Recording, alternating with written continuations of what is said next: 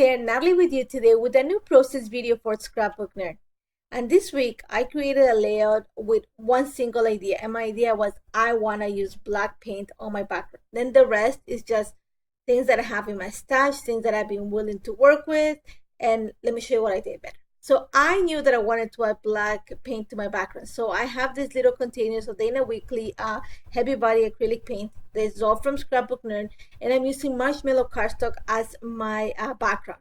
So all I'm gonna do is pull one of my acrylic brushes. I want the harder bristles of acrylic brush to add the background onto my page, and I'm gonna use the black paint, and you're gonna see that I'm just sweeping paint.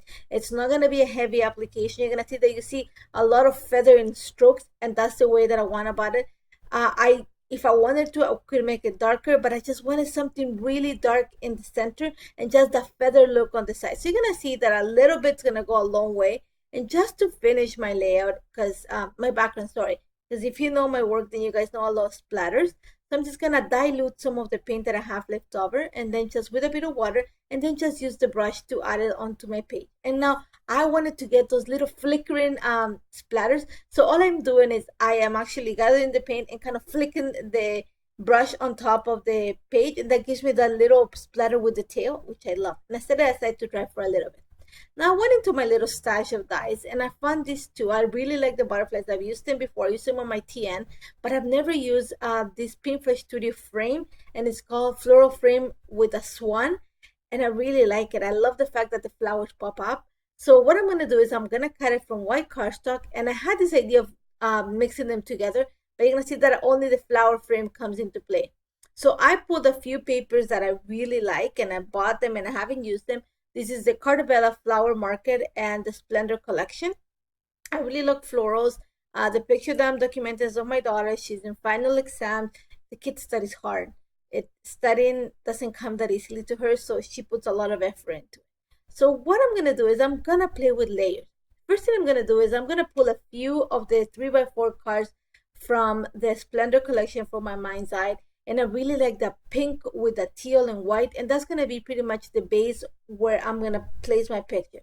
Now I knew that I wanted to use the frame kind of as a layer, something like the little flowers are going to pop, you know, because the little petals lift. So my idea was I'm going to have it like, you know, just lifting the petals. So once I play with some of the formation and how I wanted to see, you're going to see that I stapled these three pieces together, and that's going to already create a little bit of a lift from the next paper. And then I'm going to glue my picture in place. But before I glue it onto the next layer, I'm thinking, you know what, I have all that extra piece of the die cut behind it that it's just wasting there. So you're gonna see that I'm gonna trim it, and then I'm gonna add a little bit of foam adhesive behind these layers to attach it to that piece of the striped paper that's from the Flower Market collection from Carta Bella. And I picked that. I'm not a fan of red, but I really like the fact that it brings some of that peach and those pinks, and it combines really nice with the colors that I'm using, and red and black is a perfect combination. Like I said, I went to this layout with no plan.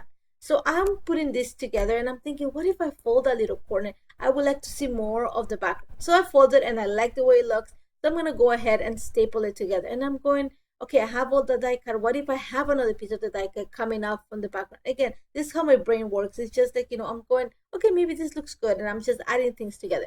So I put it in place. Don't like the fact that it's a lot sticking out. So I'm going, what if I just make it look like it's part of the rectangle shape that I'm already creating? So you're going to see that I'm going to glue it. I'm going to move it around until I'm happy. Then I'm going to go ahead and glue it in place and cut any excess. Like whatever I'm not going to use, I'm going to cut it, because the way it's shaping, if you see it, it has a curvature. It's creating a curvature on the paper. So I'm going to use the other part later on in the layout.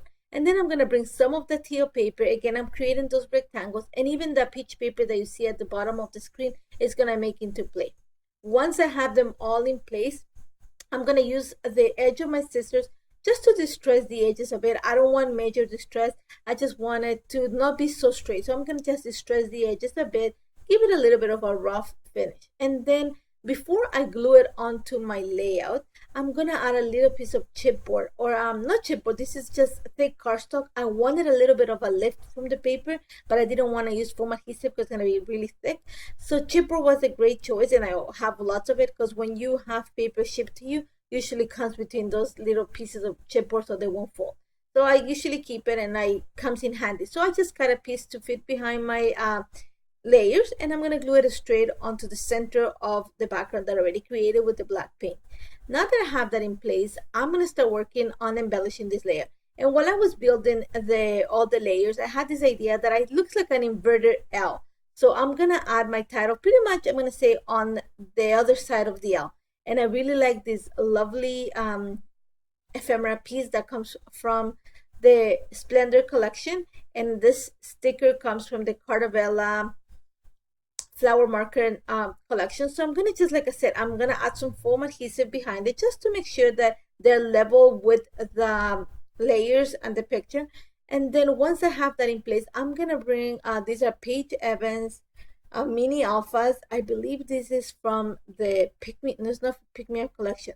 The one before the one before Horizon, and I really love the fact that it's like a soft blush, and it's gonna combine with some of the colors that I already have on the layers of the paper. So my title is gonna spell "Lovely, Truly Wondrous Life," and really that's what it is. Even though my daughter puts a lot of effort, you know what? You gotta bless her and celebrate what it is. So I'm just gonna start embellishing, and I'm gonna bring stickers. I'm gonna bring brads because I have them. I love them. I don't use them enough, so why not just use them here? So you're gonna see that I'm gonna repeat the element. So one of the things I'm gonna do is I'm gonna bring that little tab that says important, I believe, and then the little tab, that the little brad that says hello. This is from Carta Bella, and the little tab is from Splendor. And I know that I'm gonna add my little cluster there because I wanted to balance that little die cut.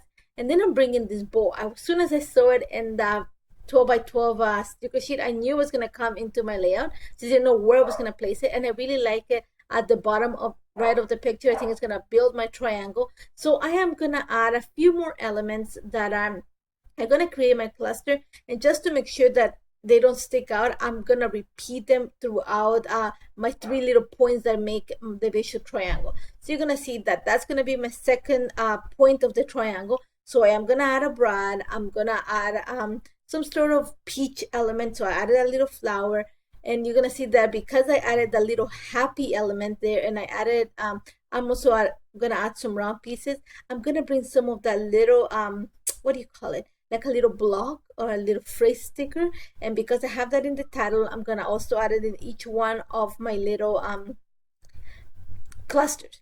Then I'm bringing the little flag, and that's because it had all the colors that I'm using. And because I have the flag coming out there, I'm going to go look for a piece that's going to also kind of work as a flag at the bottom of the layout where I have the other point of the triangle. And I found it in the 6x6 Flower Market paper pad. I found this cut apart, and I really like the sentiment. It says something about life, beauty, or something.